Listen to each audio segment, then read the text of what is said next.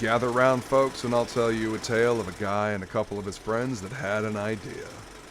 An idea for a TV show about comics back in the infancy of YouTube and our halcyon days of youth. We called it last Wednesday, and we talked about comics, news, and reviews. This was long before monetization was a thing. I mean, hell, this was long before there were ads on YouTube. Yeah, YouTube used to be ad-free. We did it all for fun. Well, I did anyway. But that's a story for a different time. On occasion, we'd make it to a convention and talk to some of the creatives that made the books we loved. This is how I made friends with and got to interview some of my favorite people in comics. Speaking of which, prepare for incoming time capsule in 3, 2, 1. And we're back with more footage of MegaCon 2007 here on last Wednesday. Now we've showed you a lot of national companies. Now we've got a local company here that's making a big splash here at MegaCon. We've got Big City Comics. How you doing today, sir? How you doing? Not too bad. What's your name, sir? Jeff Cobb. I'm the writer of Ant and the owner of Big City Comic Studios. And how long have you guys been coming to MegaCon? 2-3 years at least.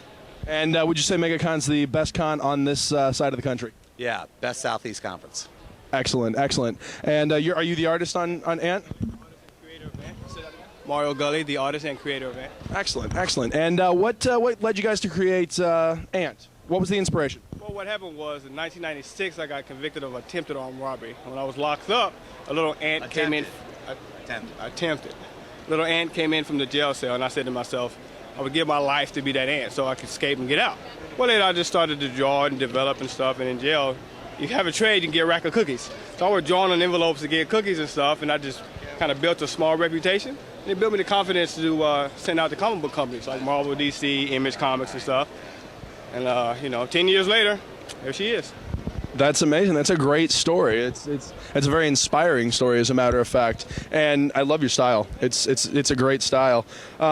So you got picked up by Image, and how did you guys manage that? Did you just send samples, or? Well, long story short, when I first put Ant out, everybody with an address turned Ant down. I got turned down from, Image multiple times. I got turned down from companies that's so small they defunct now. Okay. So what happened was when Eric Larson took over the helm of publisher at Image Comics, I kept bugging him. I kept bothering him, asking for a phone conference. Got the phone conference. He said, okay, it's going to be kind of hard. You got a lot of work to do, and I'll give you a shot. And he gave me the shot. Issue 1 came to the door. It was like one of the biggest sellers there, sold out and stuff. And since then, it's been pretty cool. Got teams up with Spawn and Savage Dragon in issues number 3 and issue number 2. It's been great ever since. But it was a long haul.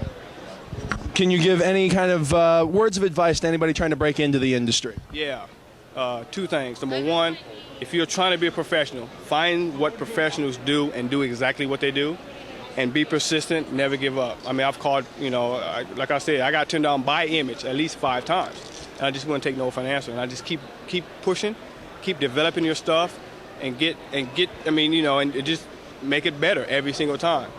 And a lot of people don't really do that. You see the same stuff over and over again.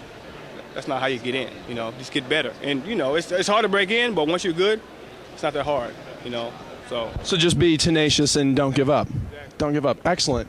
Well, you're an inspiration to all pencilers out there that want to break in, and the book's great, and you guys are making a big splash here, and I'm very impressed.